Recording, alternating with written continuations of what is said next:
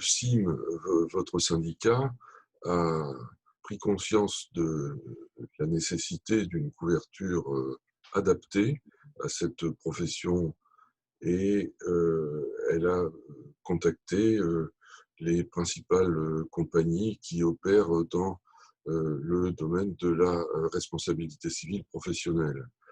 Le contrat qui a été retenu est celui proposé par les MMA, car c'est l'assureur de référence, enfin à nos yeux en tout cas, parce qu'elle couvre déjà des professions telles que les notaires, et elle a donc une particulière connaissance du terrain de la responsabilité civile professionnelle.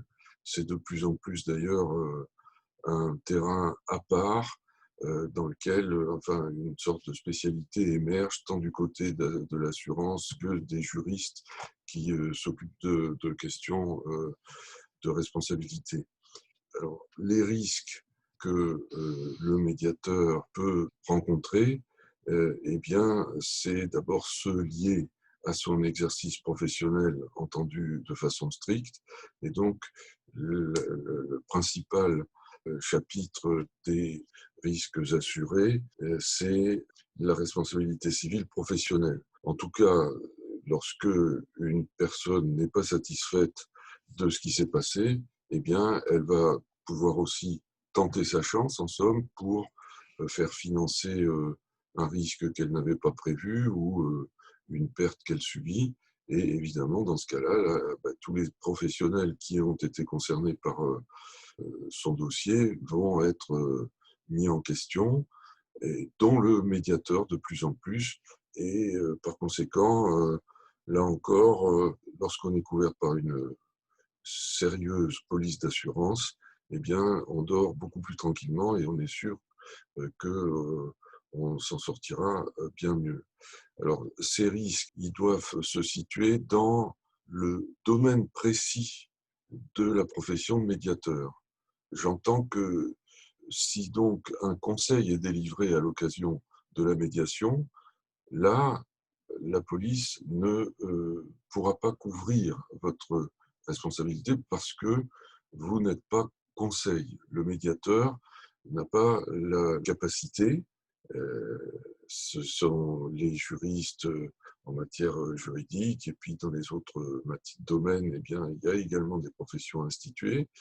Donc la principale des précautions à prendre, c'est de rester dans son domaine, et c'est celui de la médiation. Par contre, ce qu'on peut préciser, c'est qu'il y a des nuances à prendre en compte avant de définir ce qu'on a pu donner comme information aux médiés, et en particulier quand on fait de l'orientation, c'est-à-dire que on essaye de voir avec eux quelle est leur situation, on fait une évaluation de leur situation, et ça c'est le métier de médiateur.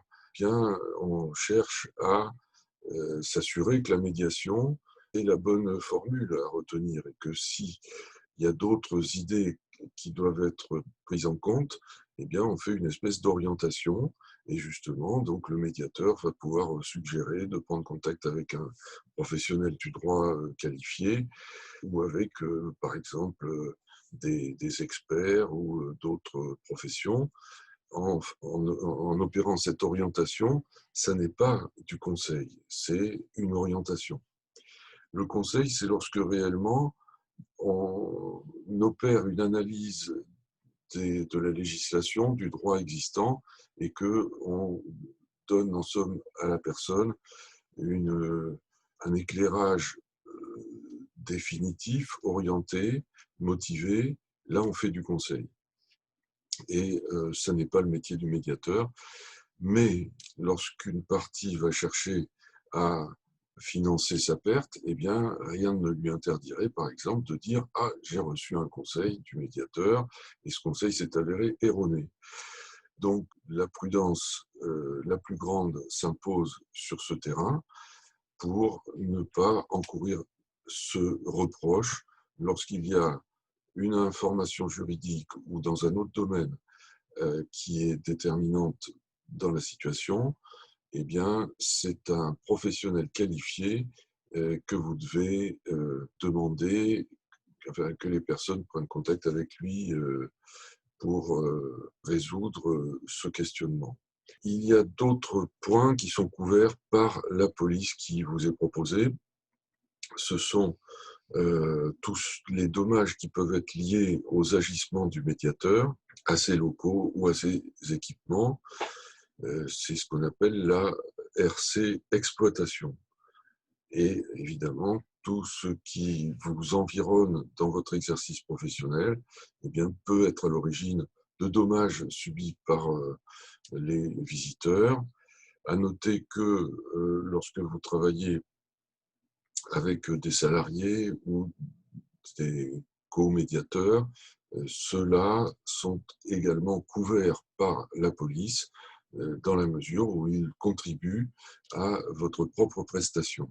Dans le contrat souscrit, il existe également une assurance défense-recours, c'est-à-dire que lorsque votre responsabilité est recherchée par l'un des médiés, eh bien, l'assureur fait en sorte que vous soyez assisté d'un juriste et il prend les frais à sa charge.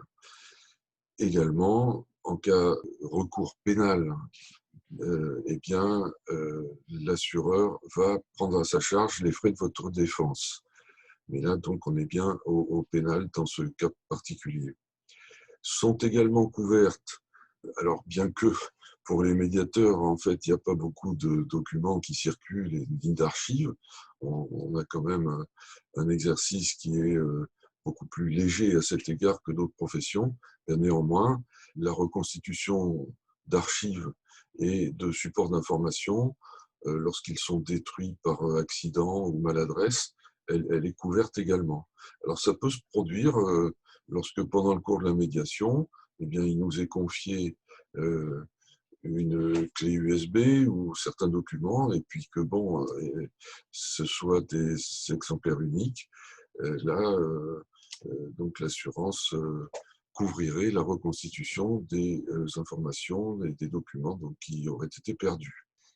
Plus généralement, sur ce terrain, on a envisagé, on a essayé de prévoir, enfin, dans l'état évidemment de ce que nous connaissons du métier actuel de médiateur, on a essayé de procéder à une couverture exhaustive de tous les risques qui pourraient occasionner une responsabilité à votre charge.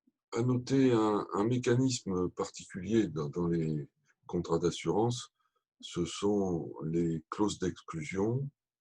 Le contrat qui vous est proposé ne couvre pas les activités que vous pourriez avoir en matière d'arbitrage, d'expertise ou dans les domaines relevant des professions réglementées, notaire, avocat, huissier, géomètre expert, etc. Ça pose la question surtout des rédactions d'actes. C'est clair que la rédaction d'actes est un monopole des avocats et que le médiateur ne saurait, à titre habituel, procéder à des rédactions sans engager sa responsabilité.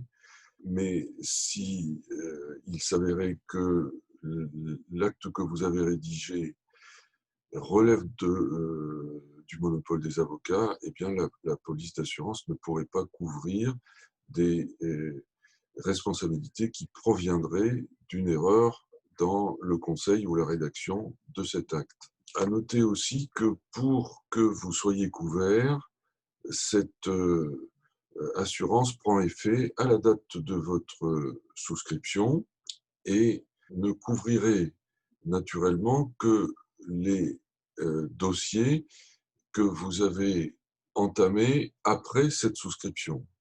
Donc les responsabilités issues de médiation antérieure à la souscription ne pourraient pas être couvertes par cette police.